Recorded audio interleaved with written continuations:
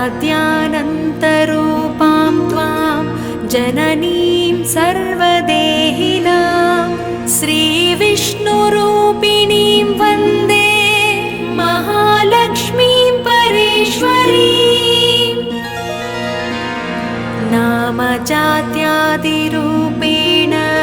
स्थितां त्वां परमेश्वरीं श्रीविष्णुरूपिणीं वन्दे महालक्ष्मीं परेश्वरीं। व्यक्ताव्यक्तस्वरूपेण कृत्स्नं व्याव्यन्यवस्थितं श्रीविष्णुरूपिणीं वन्दे महालक्ष्मीं परेश्वरीं। भक्तानन्दप्रदां पूर्णां पूर्णकामकरीं परां श्रीविष्णुरूपिणीं वन्दे महालक्ष्मीं परेश्वरीं। अन्तर्याम्यात्मना विश्वमापूर्वहृदि संस्थितां श्रीविष्णुरूपिणीं वन्दे महालक्ष्मीं परेश्वरीं। सर्पदैत्यविनाशार्थं लक्ष्मीरूपां व्यवस्थितां श्रीविष्णुरूपिणीं वन्दे महालक्ष्मीं परेश्वरीं। भुक्तिं मुक्तिं च दातुं वै संस्थितां करवीरके श्रीविष्णुरूपिणीं वन्दे महालक्ष्मीं परेश्वरीं। सर्वाभयप्रदां देवीं सर्वसंशयनाशिनीं श्रीविष्णुरूपिणीं वन्दे महालक्ष्मीं परेश्वरीं। महालक्ष्मीं परेश्वरीं।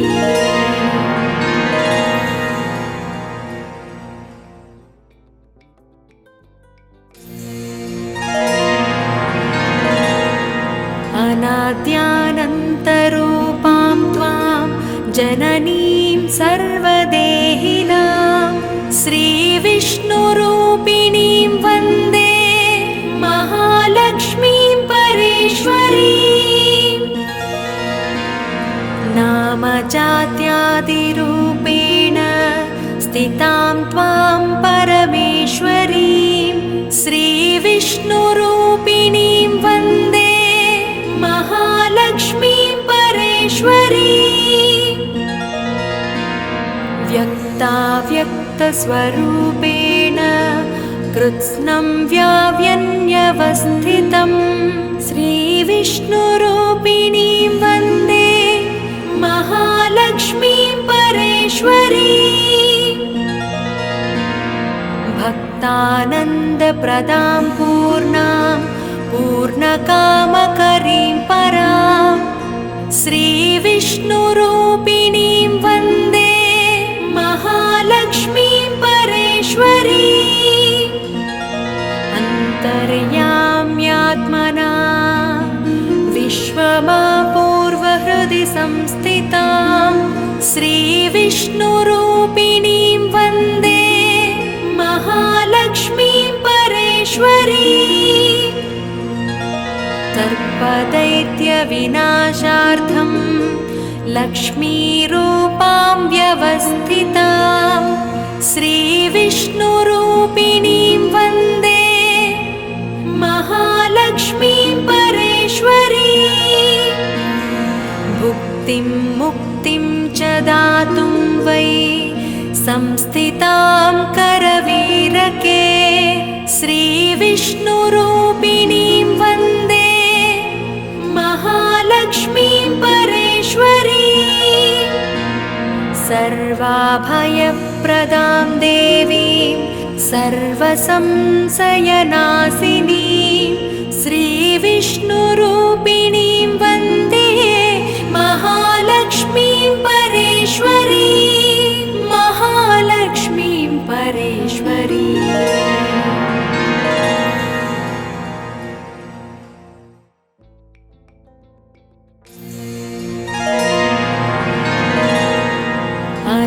अनाद्यानन्तरूपां त्वां जननीं सर्वदेहिनां श्रीविष्णुरूपिणीं वन्दे महालक्ष्मीं परेश्वरीम्। नामजात्यादिरूपेण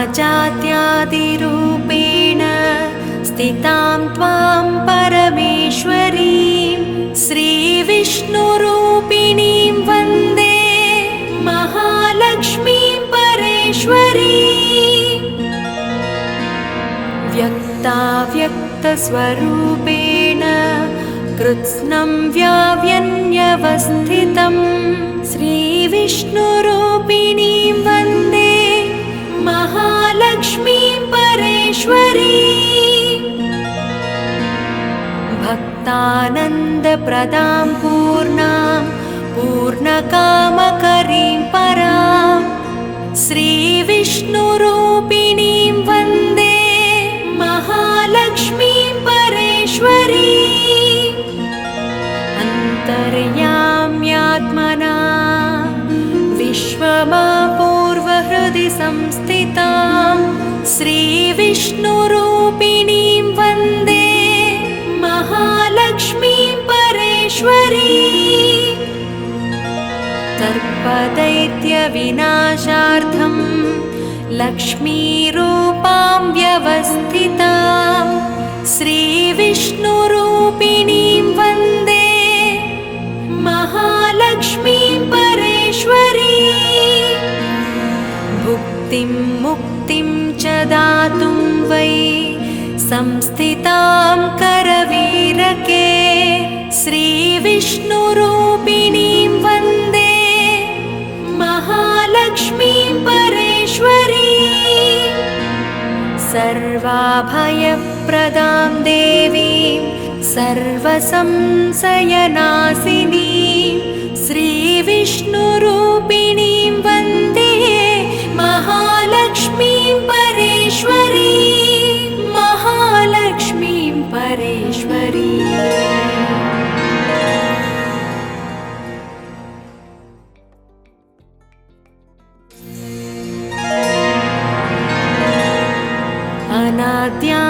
अनाद्यानन्तरूपां त्वां जननीं सर्वदेहिनां श्रीविष्णुरूपिणीं वन्दे महालक्ष्मीं परेश्वरीम्।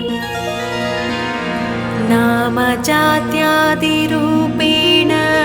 स्थितां त्वां परमेश्वरीं श्रीविष्णुरूपिणीं वन्दे महालक्ष्मीं परेश्वरीम्।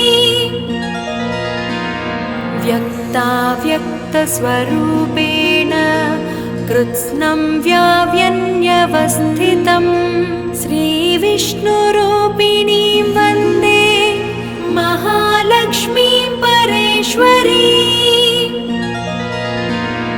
भक्तानन्दप्रदां पूर्णां पूर्णकामकरीं परां श्रीविष्णुरूपिणीं वन्दे महालक्ष्मीं परेश्वरीम्। अन्तर्याम्यात्मना विश्वमापूर्वहृदि संस्थितां श्रीविष्णुरूपिणीं वन्दे महालक्ष्मीं परेश्वरीम्। सर्पदैत्यविनाशार्थं लक्ष्मीरूपां व्यवस्थितां श्रीविष्णुरूपिणीं वन्दे महालक्ष्मीं परेश्वरीम्। भुक्तिं मुक्तिं च दातुं वै संस्थितां करवीरके श्रीविष्णुरूपिणीं वन्दे महालक्ष्मीं परेश्वरीम्। सर्वाभयप्रदां देवीं सर्वसंशयनाशिनीं श्रीविष्णुरूपिणीं वन्दे महालक्ष्मीं परेश्वरीम्। महालक्ष्मीं परेश्वरीम्।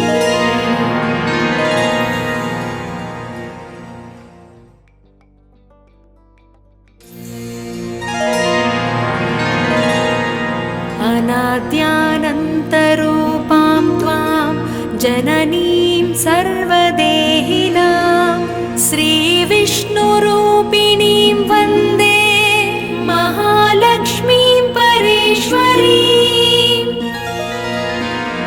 नामजात्यादिरूपेण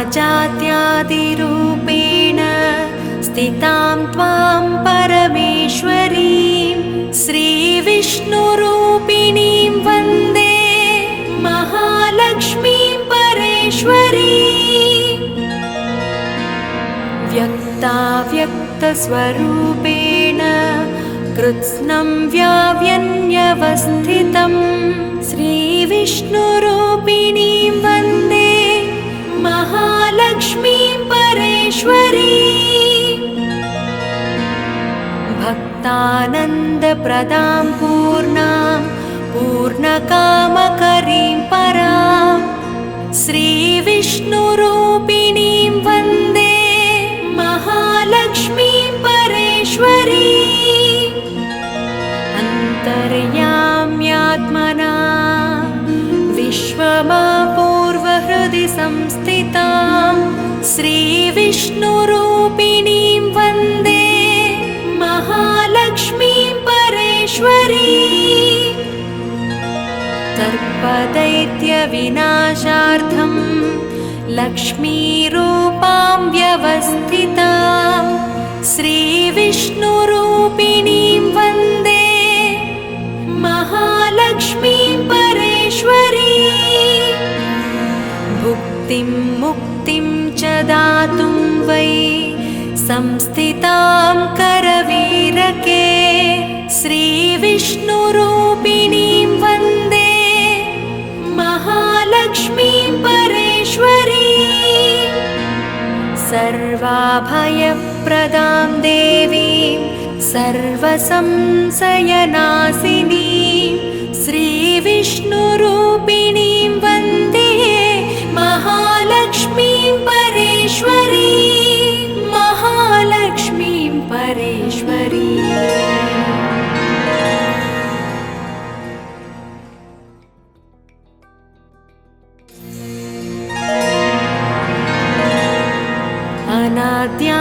अनाद्यानन्तरूपां त्वां जननीं सर्वदेहिनां श्रीविष्णुरूपिणीं वन्दे महालक्ष्मीं परेश्वरीं नामजात्यादिरूपेण स्थितां त्वां परमेश्वरीं श्रीविष्णुरूपिणीं वन्दे महालक्ष्मीं परेश्वरीं व्यक्ताव्यक्तस्वरूपेण कृत्स्नं व्याव्यन्यवस्थितं श्रीविष्णुरूपिणीं वन्दे महालक्ष्मीं परेश्वरीं भक्तानन्दप्रदां पूर्णां पूर्णकामकरीं परां श्रीविष्णुरूपिणीं वन्दे महालक्ष्मीं परेश्वरीं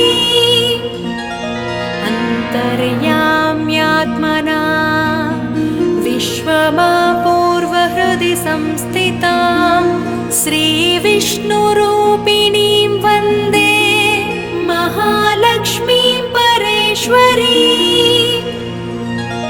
सर्पदैत्यविनाशार्थं लक्ष्मीरूपां व्यवस्थितां श्रीविष्णुरूपिणीं वन्दे महालक्ष्मीं परेश्वरीं भुक्तिं मुक्तिं च दातुं वै संस्थितां करवीरके श्रीविष्णुरूपिणीं वन्दे महालक्ष्मीं परेश्वरीं सर्वाभयप्रदां देवीं सर्वसंशयनाशिनीं श्रीविष्णुरूपिणीं वन्दे महालक्ष्मीं परेश्वरीं महालक्ष्मीं परेश्वरीं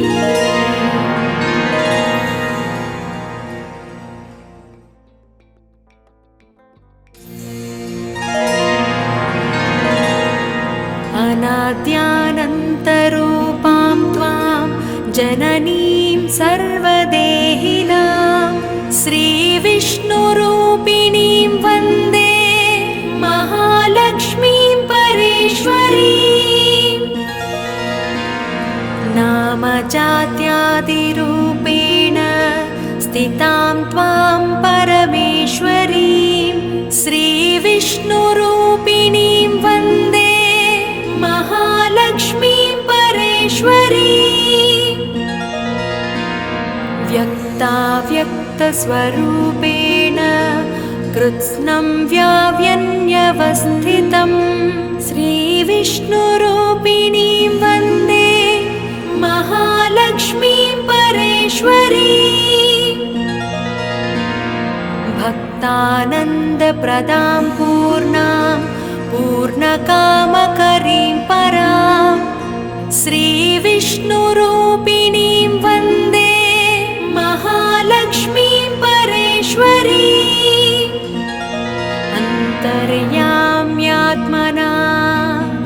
विश्वमापूर्वहृदि संस्थितां श्रीविष्णुरूपिणीं वन्दे महालक्ष्मीं परेश्वरीम्।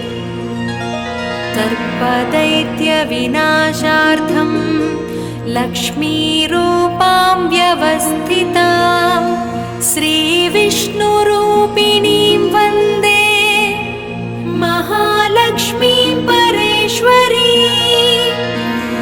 भुक्तिं मुक्तिं च दातुं वै संस्थितां करवीरके श्रीविष्णुरूपिणीं वन्दे महालक्ष्मीं परेश्वरीम्। सर्वाभयप्रदां देवीं सर्वसंशयनाशिनीं श्रीविष्णुरूपिणीं वन्दे महालक्ष्मीं परेश्वरीम्। महालक्ष्मीं परेश्वरीम्।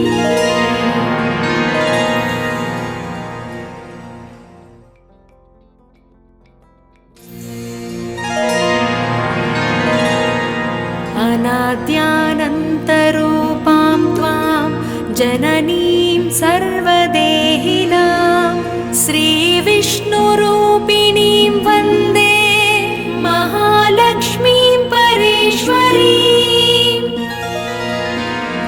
नामजात्यादिरूपेण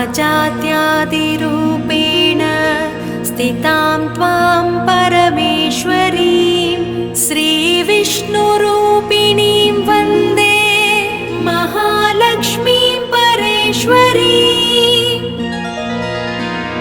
व्यक्ताव्यक्तस्वरूपेण कृत्स्नं व्याव्यन्यवस्थितं श्रीविष्णुरूपिणीं वन्दे महालक्ष्मीं परेश्वरीम्। भक्तानन्दप्रदां पूर्णां पूर्णकामकरीं परां श्रीविष्णुरूपिणीं वन्दे महालक्ष्मीं परेश्वरीम्। अन्तर्याम्यात्मना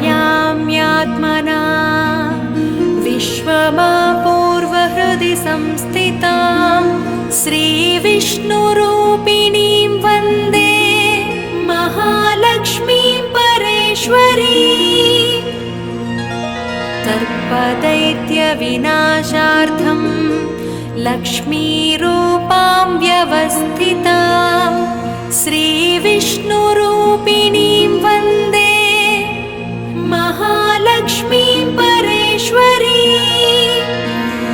भुक्तिं मुक्तिं च दातुं वै संस्थितां करवीरके श्रीविष्णुरूपिणीं वन्दे महालक्ष्मीं परेश्वरीम्। सर्वाभयप्रदां देवीं सर्वसंशयनाशिनीं श्रीविष्णुरूपिणीं वन्दे महालक्ष्मीं परेश्वरीम्। महालक्ष्मीं परेश्वरीम्।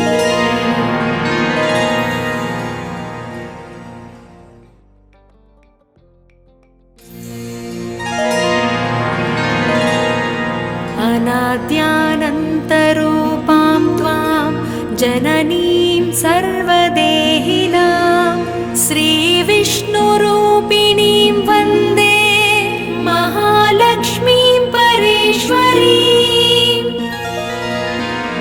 नामजात्यादिरूपेण स्थितां त्वां परमेश्वरीं श्रीविष्णुरूपिणीं वन्दे महालक्ष्मीं परेश्वरीं। व्यक्ताव्यक्तस्वरूपेण कृत्स्नं व्याव्यन्यवस्थितं श्रीविष्णुरूपिणीं वन्दे महालक्ष्मीं परेश्वरीं। भक्तानन्दप्रदां पूर्णां पूर्णकामकरीं परां श्रीविष्णुरूपिणीं वन्दे महालक्ष्मीं परेश्वरीं।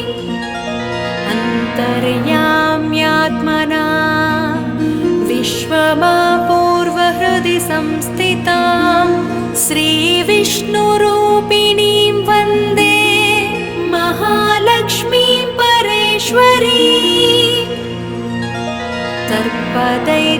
सर्पदैत्यविनाशार्थं लक्ष्मीरूपां व्यवस्थितां श्रीविष्णुरूपिणीं वन्दे महालक्ष्मीं परेश्वरीं। भुक्तिं मुक्तिं च दातुं वै संस्थितां करवीरके श्रीविष्णुरूपिणीं वन्दे महालक्ष्मीं परेश्वरीं। सर्वाभयप्रदां देवीं सर्वसंशयनाशिनीं श्रीविष्णुरूपिणीं वन्दे महालक्ष्मीं परेश्वरीं। महालक्ष्मीं परेश्वरीं।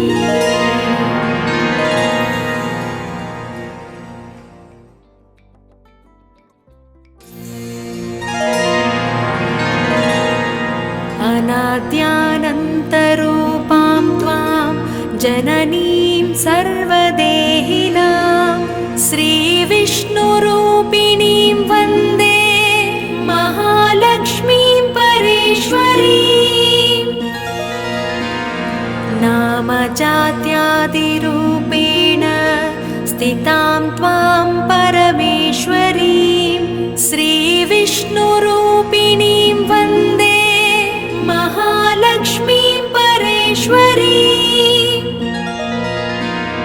व्यक्ताव्यक्तस्वरूपेण कृत्स्नं व्याव्यन्यवस्थितं श्रीविष्णुरूपिणीं वन्दे महालक्ष्मीं परेश्वरीं। भक्तानन्दप्रदां पूर्णां पूर्णकामकरीं परां श्रीविष्णुरूपिणीं वन्दे महालक्ष्मीं परेश्वरीं। अन्तर्याम्यात्मना विश्वमापूर्वहृदि संस्थितां श्रीविष्णुरूपिणीं वन्दे महालक्ष्मीं परेश्वरीं। सर्पदैत्यविनाशार्थं लक्ष्मीरूपां व्यवस्थितां श्रीविष्णुरूपिणीं वन्दे महालक्ष्मीं परेश्वरीं। भुक्तिं मुक्तिं च दातुं वै संस्थितां करवीरके श्रीविष्णुरूपिणीं वन्दे महालक्ष्मीं परेश्वरीं। सर्वाभयप्रदां देवीं सर्वसंशयनाशिनीं श्रीविष्णुरूपिणीं वन्दे महालक्ष्मीं परेश्वरीं। महालक्ष्मीं परेश्वरीं।